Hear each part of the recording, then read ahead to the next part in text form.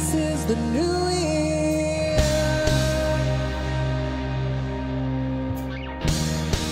and I don't feel any different.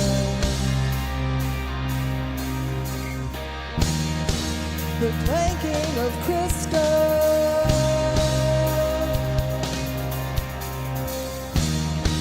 explosions off in the distance, in the distance.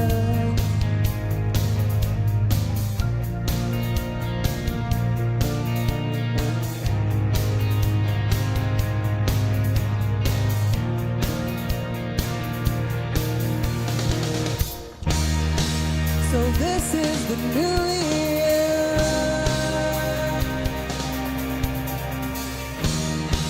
and I have no resolution.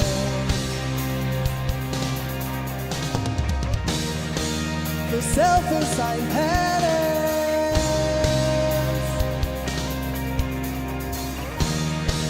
for problems with easy solutions.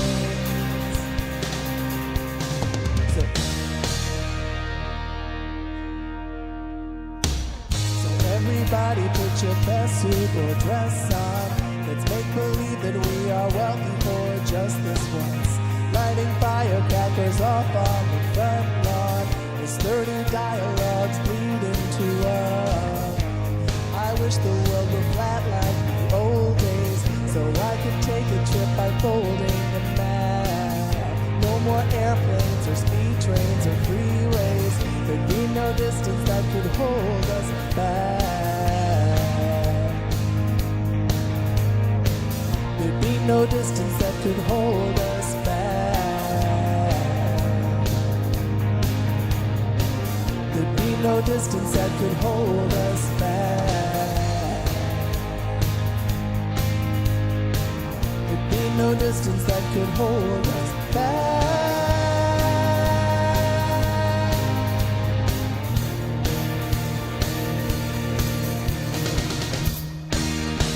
So this is the new year,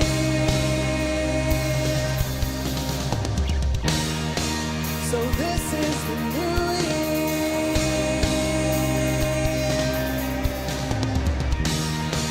so this is the new year,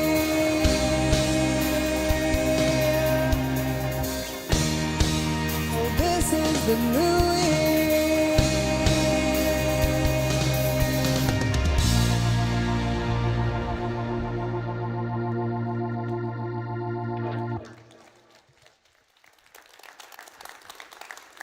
So this is the new year. Happy New Year, everyone.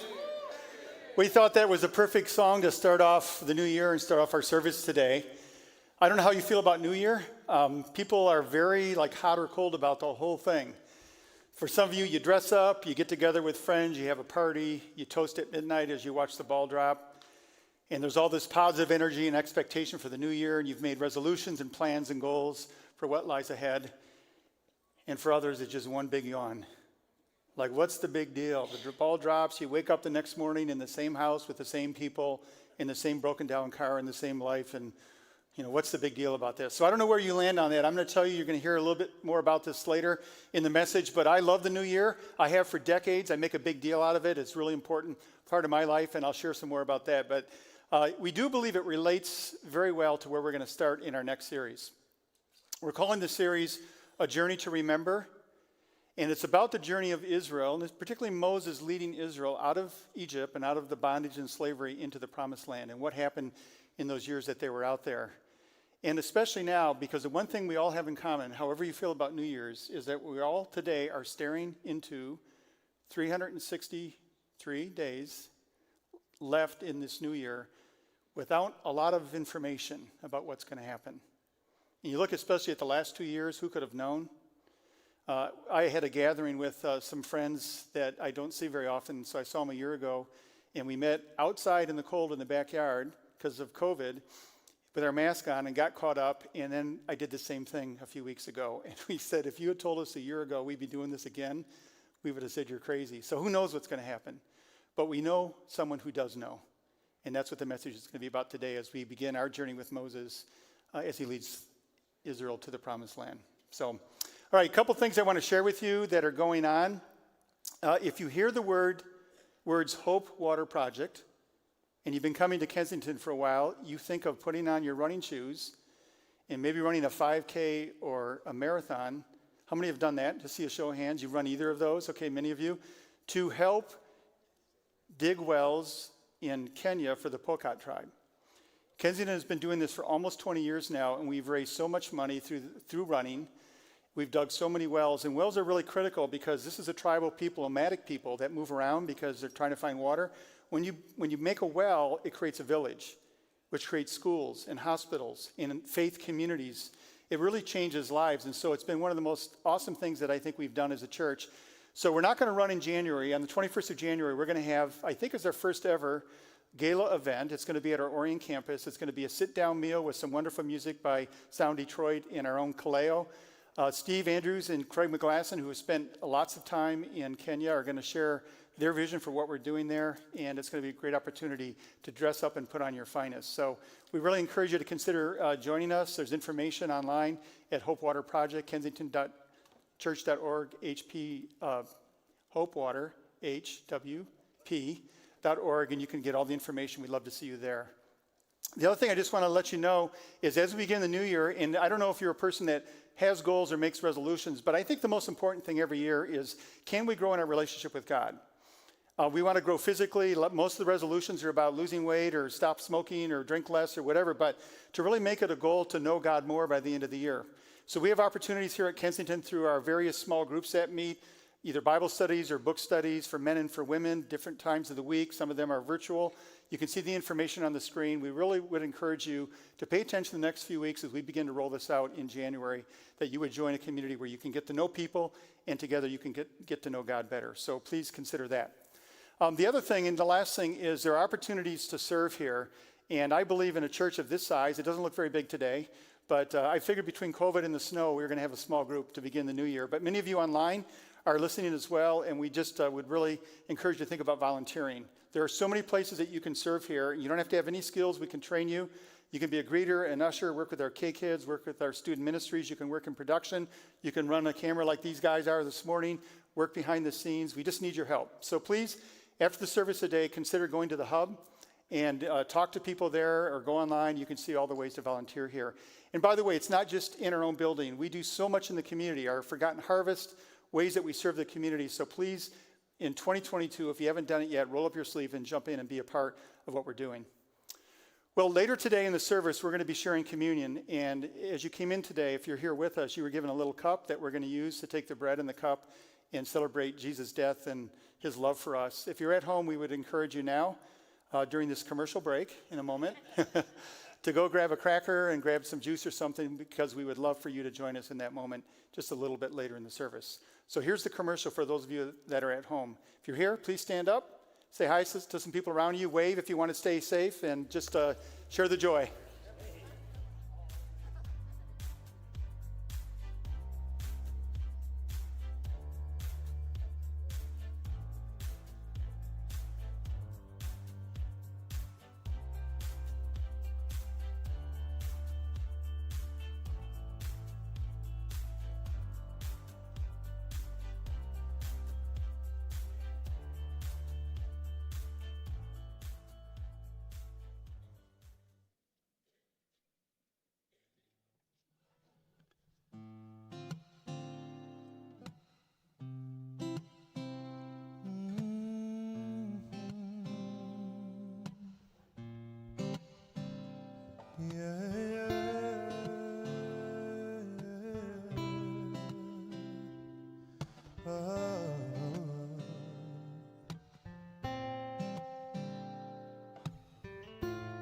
It's time to step into where I feel called.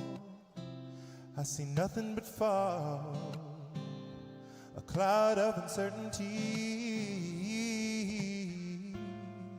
Are you really sure it just takes faith? Can someone tell me which way to get to my destiny? Give me a sign, 'cause I need to hear your voice. I need to feel much closer to your heart. give me a sign. 'Cause without you I'm so lost. You're the compass of my life. Won't you lead me home? Here comes another dead end. I can sense I'm meant for more. Can someone show me to the detour? Oh, 'cause I'm just trying to find what's mine, but I can't seem to find which way is meant for me. Oh, give me a sign, 'cause I need to hear your voice. I need to feel much closer to your heart. Give me a sign, 'cause without you I'm so lost. You're the compass of my life. Won't you lead me home? Please lead me home. Please lead me home. Please lead me home. Oh, please lead me home.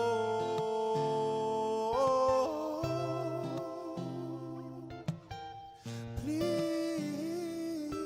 lead me home.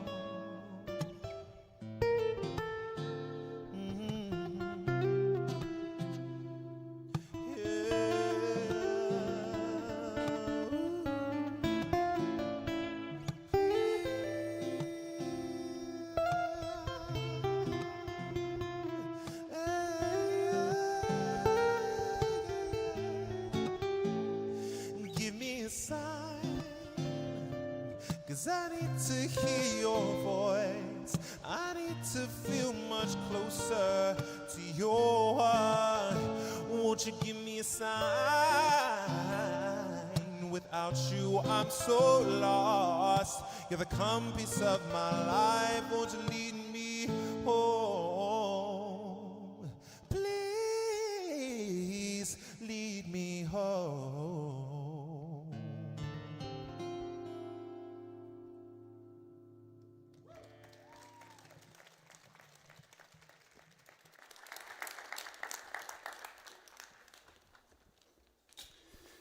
Thank you, Aaron and Dale. That was beautiful. That song was written by Aaron, and it reflects sometimes how we feel, as we face life, its challenges. Things we do know for the next year is that we're going to have uncertainties and have to make decisions, and we're going to wonder if we're making the right decision, and we have all the pressure and the anxiety that we feel. And some of the lyrics I love in that song, it's really a prayer. The song is a prayer and asking God to give us a sign or to lead us in the idea of a compass. Like, what is true north? And are we heading in the right direction? And those are some of the things that I always feel as I turn the page into the new year, which we did yesterday. And so here we are on the second day. Now, as I said, I love New Year's. I've always loved it. I take time with it. A few days before, I sit and reflect and assess my life and how I'm doing and look into the future. And I set goals. And I've done it for so many years. And I can look at all the goals over the years that were often mental, physical, and spiritual. I would have three categories. I've kind of given up on the physical now because I'm at that age. I've had so many New Years that, you get to this age and the body just starts to say no, right? Like I'm not growing hair where I want it anymore. I'm growing it all the places I don't want it. That happens as you get older. So this year I decided to have one that's just for fun. So one of my resolutions is I'm going to learn a new word I've never heard of before every week, one new word. So by next year at this time, I will have 52 new words in my vocabulary. And when I learn the new word, I have to use it appropriately many times during the week. That's part of the challenge. So you want to see my first word for 2022? All right, so here it is on the screen. Defenestrate. Come on. There we go, defenestrate. Now, don't say it out loud. Anybody know what this word means? Yeah, I didn't think so. Neither did I. All right, I'm not making this up. Here's the definition. To throw a person out of a window. I'm not kidding. You can look it up. You can look it up. Now, I got to ask myself when I saw this, I go, what in the world was going on that they had to make up a word for that? Like all over the place, they just started throwing people out windows. And so it got a little hard. They didn't want to say the whole sentence, so they had to come up with a word. They go, what's Earl doing? Oh, he's throwing Someone out the window again. That just took a lot of words. So now they could just say, what's Earl doing? Oh, defenestrating. So defenestrate. Now I got to use the word appropriately. So I know you guys are tired. You had New Year's celebrations. If I see any of you falling asleep, I'm going to defenestrate you. Except I don't see any windows here, so we're going to have to go. And then because of that new word, I made up another New Year's resolution. I resolved to not defenestrate anyone this year. So I think I can accomplish that one. So how's that? But as I said, I really do love the new year because it's the occasion to, I think, bring hope into the new year, to bring anticipation, to bring a perspective, a positive perspective of, I like to think about the year as a book with all these blank pages that we're going to have a chance to fill them in. And what are we going to do? What am I going to do? What are you going to do with the opportunity that's before you? So I'm hopeful and expectant. If you're not feeling that way, I hope I can give some of that to you today to be hopeful and expectant. But if we're honest, at the same time, there's so much uncertainty. It seems like the last couple of years have really added to that. And so the new year can create a sense of anxiety. Questions that loom before us, what's going to happen? And they tend to be around the same categories: employment, finance, relationship, health, conflict. What's going to happen, God?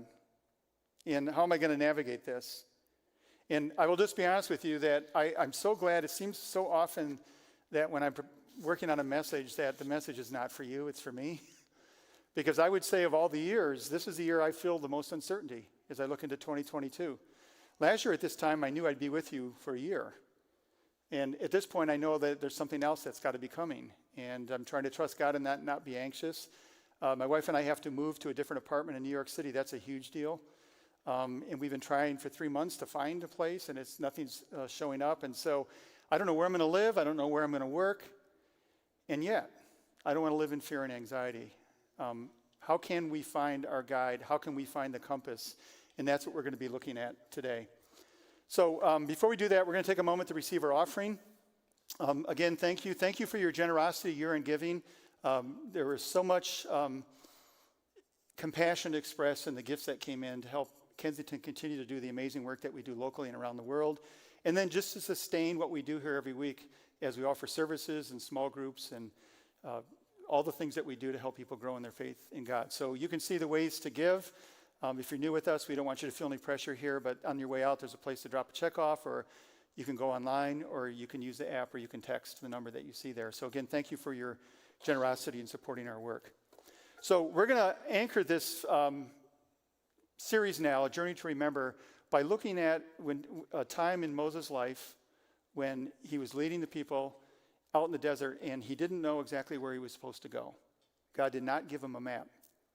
But in order to get context for that, I want to rewind the story from Moses, which we see in the book of Exodus, all the way back to Genesis, to a man named Abram. You might know him as Abraham, because God changes his name. But when we first encounter him in Genesis, the book of Genesis, the first book of the Bible, his name is Abram. And Abram is approached by God, and they have this conversation. In Genesis chapter 12, verse 1, the Lord said to Abram, "Go from your country, your people, and your father's household to the land," and catch these words, key words in understanding this, "a land I will show you." So he invites Abraham to leave everything that's familiar and take off on a journey to a place that God's going to show him. Does that sound like a deal that would be interesting to you? Some of you guys like adventure, and so you're crazy enough to just say, let's just go. But for me, that doesn't sit well with me. But here's the astonishing thing. Here's what we're told. And just a couple verses later, 3 words, so Abram went. So he packed up the U-Haul, hooked it up to the camel, everything that he knew, he threw in it, and he started on a journey. And I can just see him leaving the neighborhood, and people saying, "Where are you going?" "I don't know." "What do you mean you don't know?" "Yeah, God just said go, he's going to show me, so we're just heading out." "How do you know where to start?" "Well, I think I'm supposed to go this way." Like, if that's me, I just have a few questions for God. Maybe you would too. The questions would be, can you just tell me the name of the place that we're going to? Can you tell me what it's like there? Is it warm? Is it cold? What's the cost of living? Are the people nice there? How long will it take to get there? How much is this going to cost me? Like all of that. I have 1,000 questions before I'm willing to say yes. Can you just give me a little bit of insight? But the most important one for me would be, and I would say I've lived too much of my life this way. God, I've said to God, I will do anything you ask me to do. I shared back in the fall, I found a postcard I wrote to my grandma. I shared this and I put it up on the screen. My scribbling as a 11-year-old. I was at a church camp and they invited us to surrender our lives to God. And I went forward and I surrendered my life to God. And I wrote my grandma a postcard from the camp. And in it I said, I told God I would go anywhere he wanted me to go. 11 years old, I wrote that. And that's been pretty much true, but I've tried to negotiate this with God quite a bit over the years. Like New York was a tough one. So what I want is I will go anywhere, but give me the map. I need the map. I'm a map person. I remember years ago, I was at a wedding, and after the wedding, the reception was at another location. It was right here in the Detroit area. And I realized I didn't have a map, and I was walking out of the parking lot, and I had a friend out there, and I said, I don't know where this is. And by the way, this is before GPS. GPS changed everything. So I said, he said, well, why don't you just follow me? Makes sense, right? Get behind him, follow him. Not for me. I went back inside and rummaged around the church, talked to people until I had my own map. Now, when we got to the reception, he said, why in the world will you just not follow me? What's wrong with you, Craig? What's wrong with you? And I actually sat there while we were eating the steak and eating some wedding cake. I was thinking, why in the world did I not follow my friend who I trust? Why did I have to go in and get my own map? I actually spent time thinking about this, and I want you to think about that in your own case, in your own life. Do you ever do this? I want to be in control. If I have to follow him, he just dictates the speed, whether he runs through that almost red light or not. Is there a faster way, a shorter way, a quicker way? What if I need to stop and get gas? Maybe I want to get a cup of coffee. I want to be in control. I don't want to be dependent on him. So that's the story of my life, I would say. That I want to be in control. And a map gives us a sense, at least the illusion, that we're in control. So Abram heads out without the map. He doesn't know where he's going. He's just going to trust God. And God leads him to a place, and we're going to fast forward now quite a few years, many generations, into the future now, and the people of Israel now. So Abraham had a son named Isaac. Isaac had a son named Jacob. Jacob's name was changed to Israel. That's where the nation Israel comes from. So they're now out there in the land, or version of the land, or close to the land that God is going to give to them, but a famine hits and they have to go to Egypt to get food. And so in Egypt they become eventually enslaved, and they're there 430 years without freedom. And then finally God sends a deliverer in the person of Moses to lead them out of Egypt, back now through the wilderness on their way to the promised land. And that's where we pick up the story. And so Moses is now the leader. And this is how they knew where to go. Because, by the way, the same thing happened with Moses. God didn't tell him exactly where, and he didn't give him a map. He says, you need to follow me. But this is how they were able to follow God. This is in Exodus 13. It says, by day the Lord went ahead of them in a pillar of cloud to guide them on their way, and by night in a pillar of fire to give them light, so that they could travel by day or night. Neither the pillar of cloud by day nor the pillar of fire by night left its place in front of the people. So you see what's going on here, right? Moses didn't run back and get a map out of the church. He didn't have to, because God said, I'm going to go before you, and as long as you watch the cloud and follow it, and as long as you watch the pillar of fire and follow it, you're going to be okay. I'm out in front of you. And I so many times in my life, have you ever said, if God would just write it in the sky? Right? Isn't that what we're asking for? Like that level of clarity? So if you turn left, if the pillar goes left, I'm going left. If the cloud goes right, I'm going right. Is it possible that God could still lead us in a way like this? And that's where we're going to land in just a few minutes in the message. But let's pick up the story, or continue with the story. So a little bit later, Moses and God have a conversation, and it goes like this. Moses said to the Lord, you have been telling me, lead these people, but you have not let me know whom you will send with me. You have said, I know you by name, and you have found favor with me. God said that to Moses. So Moses says, if you are pleased with me, teach me your ways so I may know you and continue to find favor with you. Remember that this nation is your people. And the Lord replied, my presence will go with you, and I will give you rest. Then Moses said to him, if your presence does not go with us, do not send us up from here. I want you to just rest in that sentence for a moment. What he's essentially saying is Moses said, if you don't go, we're not going. We're staying put. What if we said that in 2022 and meant it and lived it out? God, I'm only going where you're going. I don't care how good it looks, how enticing it looks, or what other people are saying. If I don't know with certainty that this is where you're going and leading me, then I'm not going to go. I'm going to stay put. What if we lived that one day at a time in 2022? That level of dependency, put our map aside, set it down, and just follow him. What kind of year could that be? But the question that you should be asking is, yeah, but Craig, it doesn't seem like it's that clear. Like there's not a pillar of fire in a cloud. It seems a lot more ambiguous to know what God is actually saying to us, doesn't it? I mean, isn't that true? We don't get the writing in the sky. He doesn't send us a letter or an email or text us saying do this or don't do that. And so there's work that we have to do to get to that point where we can hear it, and we're going to talk about that in just a few moments. But the reality is that I long for that life for 2022. I don't want to get ahead of him. I don't want to get alongside of him. I want him to be before me. I want to say to God, I am not going to go if you don't go. I'm going to stay put. I'm not going anywhere or doing anything until I know that you're in it. So I want to tell you a story of this last year. This is a story I swore I would never tell anyone, except a few people, and now I'm telling a bunch of people. But as I reflected on this message, I said, I have to tell this story. It's something that happened to me this last summer, and it's pretty embarrassing what happened, but there's such a powerful lesson in it that I think there might be value, I hope there is, in sharing this story. So I grew up in Michigan, spent all my life except the last 14 years in this state. I love the water. I love to sail especially. I grew up sailing in races in northern Michigan on big sailboats. I had a sailboat that I kept with my in-laws in Port Huron. Before I moved to New York, I had to sell it. So I gave up sailing. The last 14 years, I gave up sailing. And I love to sail. It's the one hobby, if I could do anything with my spare time, I would sail. So when I was back here this year, I was told that the used sailboat market was really good, and I'm getting up there in years, and I'm not going to work full-time forever. So I talked to my wife, and I said, I'd like to try to buy a sailboat, one that I can keep on a trailer, so it's not expensive, but big enough to cruise in.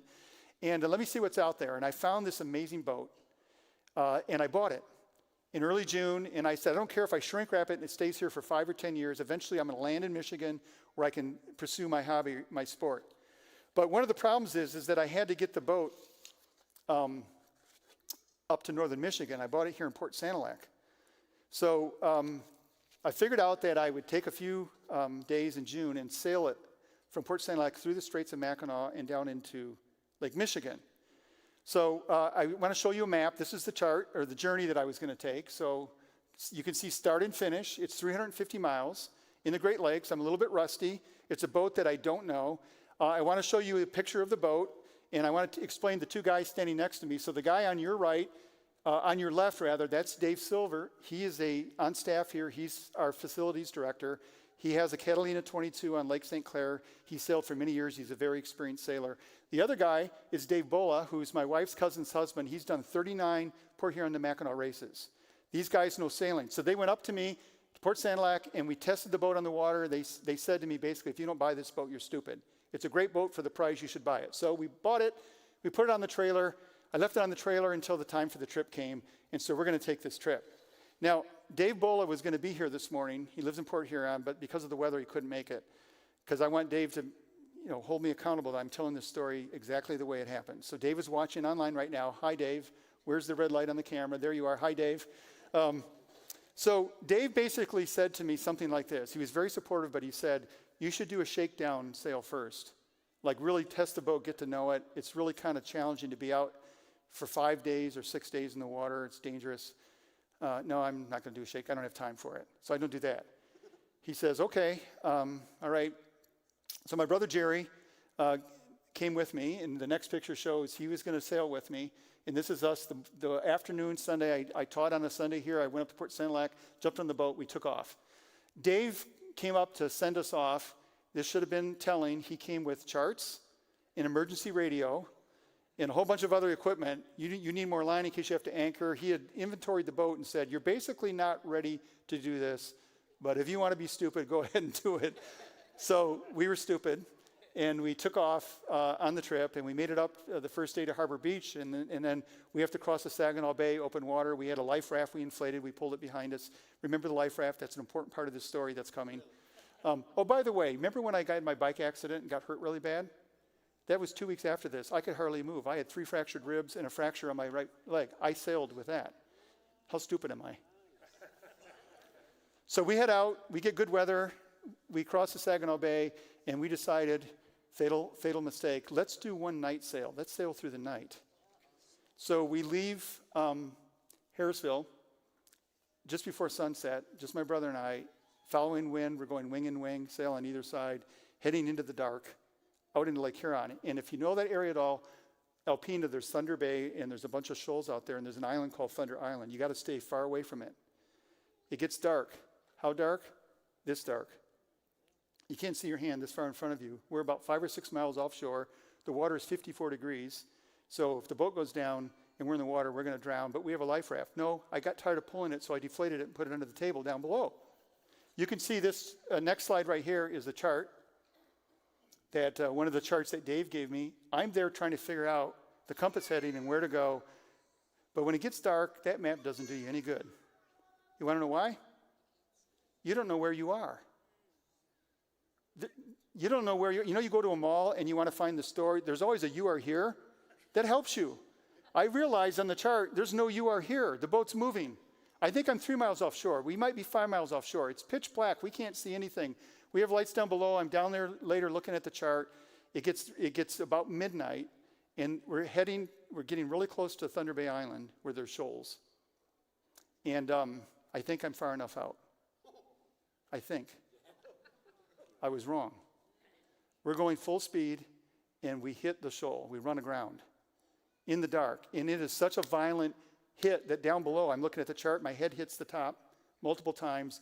We're banging, banging, banging, and we got waves coming behind us. It's like, we're going to die. I will tell you honestly, it was one of the scariest moments of my life, frantically trying to figure out how to get off the shoal, get out into clear water. I'm now opening up everything down below to see if water's coming in. It hit so hard I was sure we were going to take on water. I'm looking at my deflated life raft under the table, thinking this is really dumb, Craig. We got off the shoal. No water was coming in. We motored very slowly out farther into the lake, which was counterintuitive. I wanted to get to shore as quickly as possible. But we had to go out to get off, and then we headed north. And then rain hit, and then fog hit. And the fog was so thick, you couldn't see the front of the boat from the stern for hours out in Lake Huron. I turned the tiller, put it in idle speed, and I did circles, small circles for 2-3 hours until the fog lifted. Dumbest thing, Dave Bulla, if you are listening, I should have listened to you. Dumbest thing I've ever done. Now, why am I telling you this story? How does this relate to Moses in the wilderness? Well, when I got to Mackinac City, I was telling a version of this story. I don't want to look quite that stupid, to another sailor there. And he said, "You don't have GPS?" I said, "No, I couldn't find one that worked without cell coverage, and out in the lake I don't have cell coverage." He goes, "Oh, there's one. Here, let me show you where it is." So on the boat, I downloaded the GPS, and I didn't have to have cell coverage for it to work. And so as we went through the Straits of Mackinac and headed south, there's another shoals there, really dangerous, close to shore. I wanted to show you, this is the last chart. This is what showed up on my phone. I'm sorry, that's the Thunder Island. That's the one. So see the little blue thing? That's my boat. You can see behind it the pink trail. That's where I've been, and it shows which direction I'm going. See how close I am to that shoal? But I knew where I was, and so all I had to do is veer off a little bit. I got clear of the shoal. We were fine, and this is the last picture because I want you to know that I actually lived. I didn't die out there. That's in Frankfort, Michigan. That's my 88-year-old mom, and that's the look that you should give your son when he does something stupid like that. So we actually made it. Now, here's the point of this story. I think that God is the original GPS.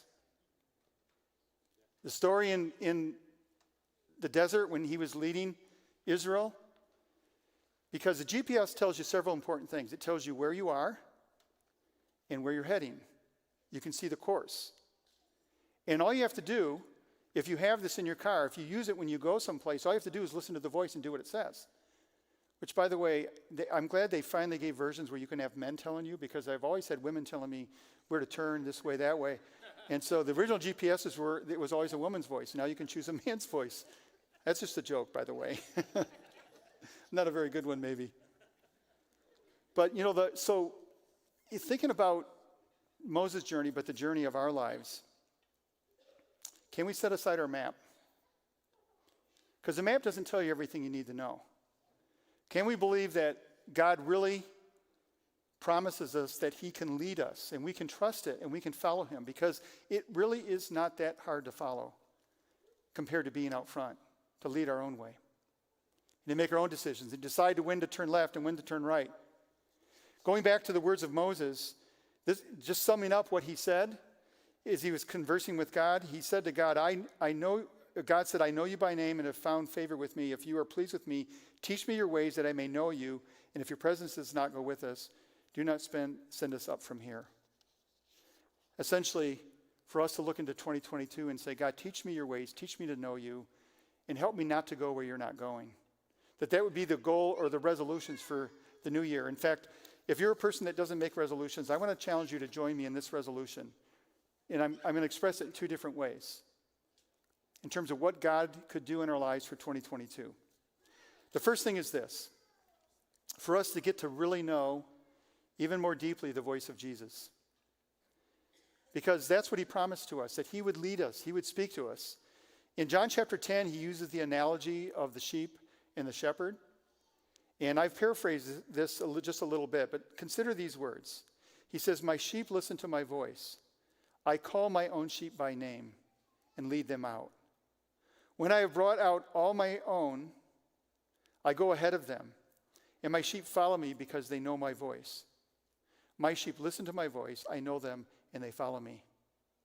There's quite a bit redundancy in there, in that chapter. Jesus is trying to emphasize the fact that he knows each of you, each of us, by name. You belong to him. And you're not the shepherd, you're the sheep. The shepherd is the one that decides when to go here, when to go there, where the good pasture is, where the food is, where the danger is to avoid. The shepherd does all of that. The sheep don't have to worry about any of that. They have one thing to do, and that's to keep their eyes on the shepherd and listen to him and follow him. My sheep know my voice, and they follow me. That's a plan for life. That's better than GPS. Because GPS, you get to put the coordinates in, and then that's where you go. In the journey of life, we want to put our coordinates in sometimes, but as Moses said, if you're not going there, I don't want to go there. And so God, lead me. Jesus, lead me. Help me to hear your voice and to know your voice. Now, some of you might be asking, well, how can we know the voice of Jesus? Because we have lots of voices in our head. We have lots of voices around us. We have a lot of people telling us this and that. Lots of forks in the road, lots of paths to take. How can we know? So the goal for 2022 would really be to grow in our ability to hear his voice, to cultivate that. And I know no other way of doing that than this one simple thing that's very hard because we're so busy. But it's to spend time listening to him in his word, praying, meditating, journaling, times of silence, reflection, asking, longing, yearning for this. Because I believe with all my heart, if we do that, he responds to that. When a sheep is first born and is introduced to the flock, they don't know the voice of the shepherd. But they come to know it as they grow because they're with the shepherd. And suddenly that's the voice they care about the most, and that's the voice they hear, and that's the voice they follow.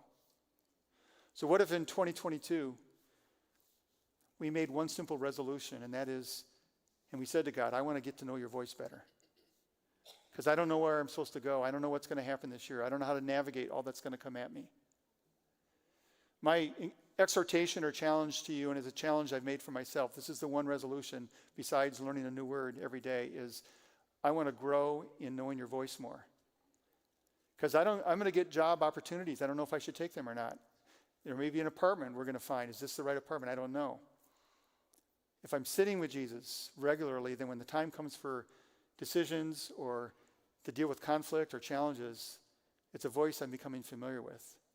Because I believe he wants to lead us in that way. Just like Moses, through the pillar and the cloud, was able to lead Israel on the right path. Here's another way that I'm expressing it this year. I love the exhortation in Hebrews chapter 12. So this is the second thing. It's to fix our eyes on Jesus. The writer says this, and let us run with perseverance the race marked out for us, fixing our eyes on Jesus, the pioneer and perfecter of our faith. This is what I believe with all my heart, that as we walk or race through 2022, with all of the hopes and joys and great things that will happen, but also all the unknowns and the fears and anxieties, that Jesus said, I will be out in front of you. I will go before you. I will go ahead of you.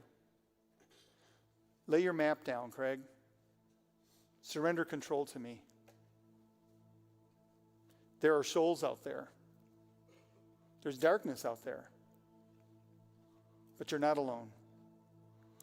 You know, when I came back from the sailing trip, and I didn't want to tell Dave what happened, but I finally did. A few months later, I said, let me tell you what happened when we were off Thunder Island, and I showed him the chart. Now, remember, he's done 39 Mackinac races. He's been up in that area a lot. He said, I know exactly where that is. I've seen boats broken up on that shoal. And I got thinking, what if Dave had sailed with us? If he had been on the boat, I wouldn't even have needed a GPS. He would have looked at the compass ahead and he would have said, you're too close. You need to go out. See, really, we want a map, and what we are promised is a guide. Way better. So in 2022, I want to set down my maps, and I want to lean into the guide. And how good of a guide is he? How much does he know? How much does he love us? How much has he promised to care for us? And that's why in a few moments we're going to take some time in our first service of the year to celebrate communion together, because Jesus, you're here with us. I don't see you the way I see all the faces looking at me and those that are online, but you're here. You're here with us here. You're here at home with those that are at home. And we want to hear your voice saying, will you follow me? It's so interesting that Jesus' first words to his disciples were, follow me. And if you go to John, the end of the Gospel of John, his last words to Peter and to John were, follow me. So it's not complicated, but it's hard, because it means surrendering control. It means trusting. It means fixing our eyes on Jesus, who is the author and the perfecter of our faith. So God, here we are in the new year with you. And that means everything to us. We're not alone, although we can wander off and be alone. I pray that you will help me and each of us to lay down our maps for the year, which means we have to turn our eyes to you. We have to trust you, to follow you, and to know and believe that you will make a way for us. A way that we maybe could not see on our own, we could never imagine, we could never figure out. But it's a way that you will lead us.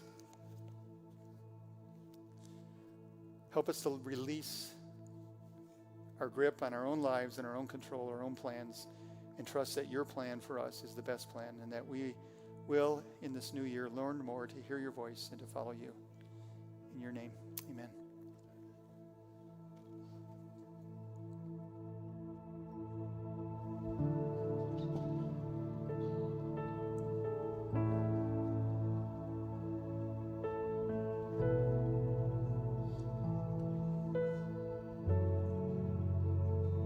You are here, mending every heart. I worship you. I worship you. You are here, working in this place. I worship you. I worship you. You are here, touching every heart. I worship you. I worship you. You are here, turning lives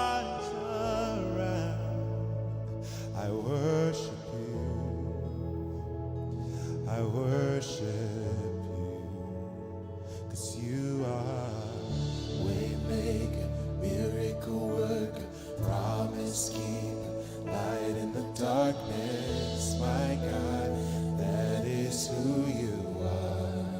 You are Waymaker, miracle worker, promise keeper, light in the darkness, my God, that is who you are. You are here, you are touching every heart, touching every heart. Worship you, I worship you, I worship you, I worship.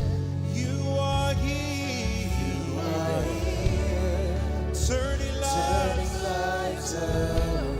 I worship you, I worship you, I worship you, I worship. You are Waymaker, miracle worker, promise keeper, light in the darkness, my God, that is who you are. Say Waymaker,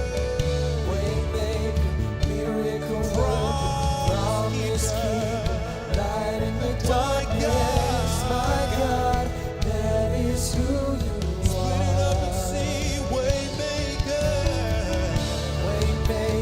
miracle worker, promise keeper, light in the darkness, my God, that is who you are. You're faithful, you're faithful, you're faithful. Waymaker, miracle worker, promise keeper, light in the darkness, my God, that is who you are. Sing, that is who you are. That is who you are. That is who you are. That is who you are. That is who you are. That is who you are. That is who you are. That is who you are.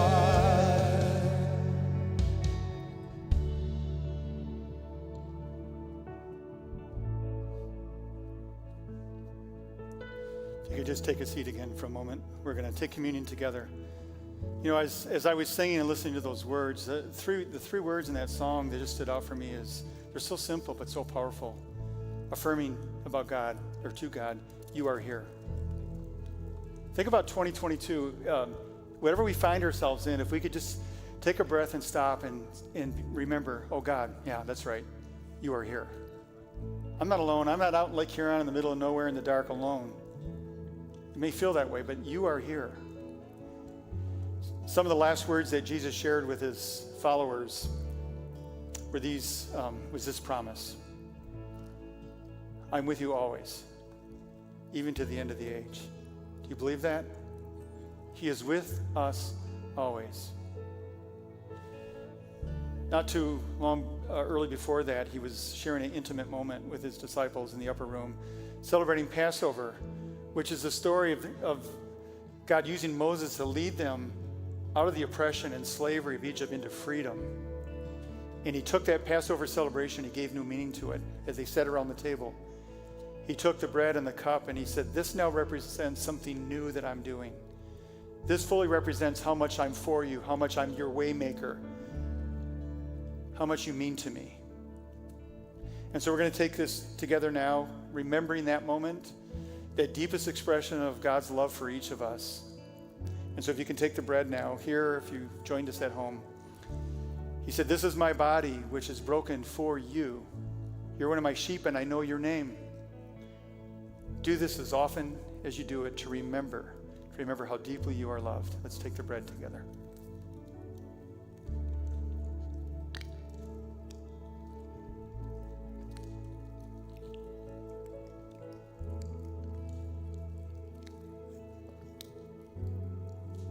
I think often of what must have been the confusion in that moment of the disciples when he did this. He said, he took the cup and he said, this is my blood, which is shed for you. And yet here he is sitting there, and yet just a day later, they would see him willingly give up his life on the cross out of love for them. I think every time after, when they took the cup, they were amazed and astonished at how greatly they were loved by Jesus. And so we do that now in remembrance. This is the blood of the new covenant for remission of sins. Do this in remembrance of me.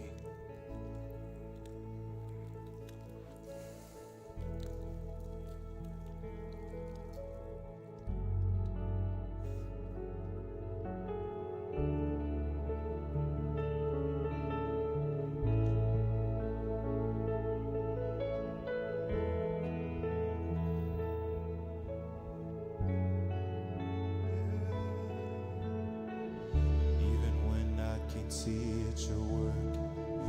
Even when I can't feel it, you're working. You never stop working. You never stop working. Even when I don't see it, you're working. Even when I don't feel it, you're working. You never stop working. You never stop even when I don't see it, you're working. Even when I don't feel it, you're working. You never stop working. You never stop working. Even when I don't see it, you're working. Even when I don't feel it, you're working. You never stop working. You never stop working. You never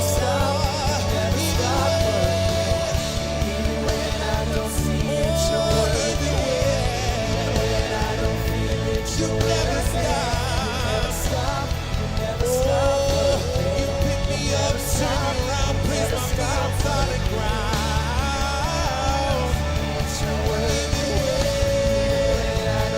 You've been so faithful. You've been right there, God. You never stop. You never stop.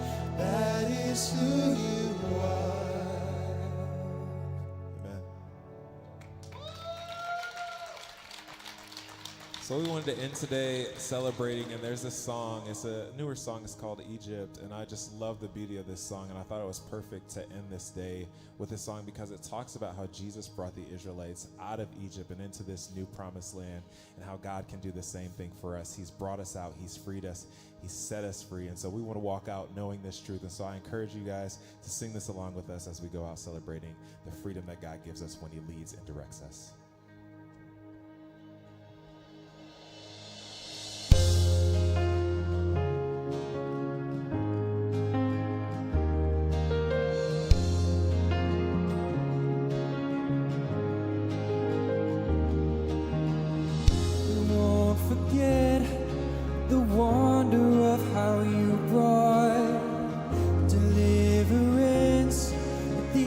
Exodus of my heart. found me, you freed me, held back the waters for my release. Oh Yahweh,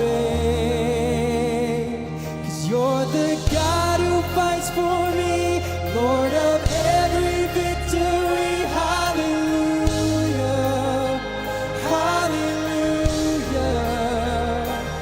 You have torn apart the sea, you have led me through the deep. Hallelujah, hallelujah.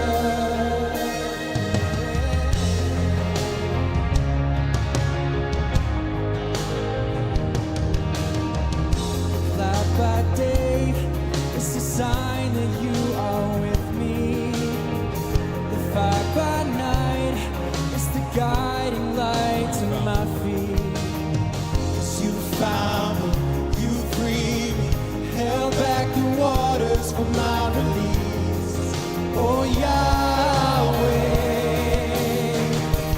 you're the God who fights for me, Lord of every victory. Hallelujah, hallelujah.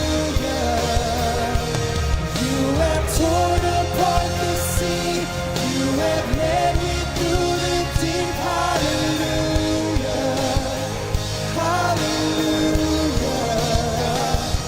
You're the God who fights for me, Lord of every victory. Hallelujah, hallelujah. You have torn apart the sea, you have led me through the deep. Hallelujah, hallelujah.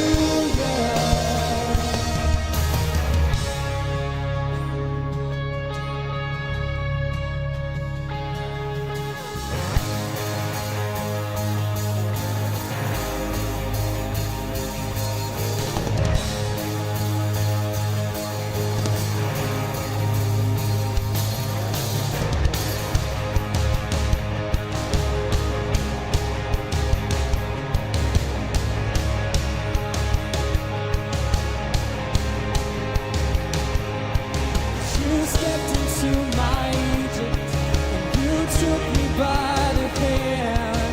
You marched me out in freedom into the promised land. And now I will not forget you, God. I'll sing of all you've done. Death is swallowed up forever by the fury of your love. And you stepped into my Egypt, you took me by the hand, you marched me out in freedom into the promised land. Now I will not forget you, God. I'll sing of all you've done. Death is swallowed up forever by the fury of your love. You're the God who fights for me, Lord of every victory. Hallelujah, hallelujah. You have torn apart the sea, you have led me through the deep. Hallelujah, hallelujah. You're the God who fights for me, Lord of every victory. Hallelujah, hallelujah. You have torn apart the sea, you have led me through the deep. Hallelujah, hallelujah. God who fights for me, Lord of every victory. Hallelujah, hallelujah. You have torn apart the sea, you have led me through the deep. Hallelujah, hallelujah.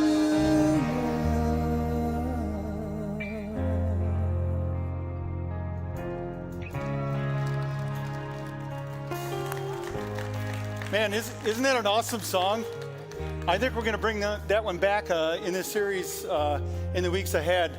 You know, the story that it was recalling of God leading Israel through the Red Sea and out toward the Promised Land was not just a one-off story, like some ancient story that we're supposed to say, well, that's pretty cool.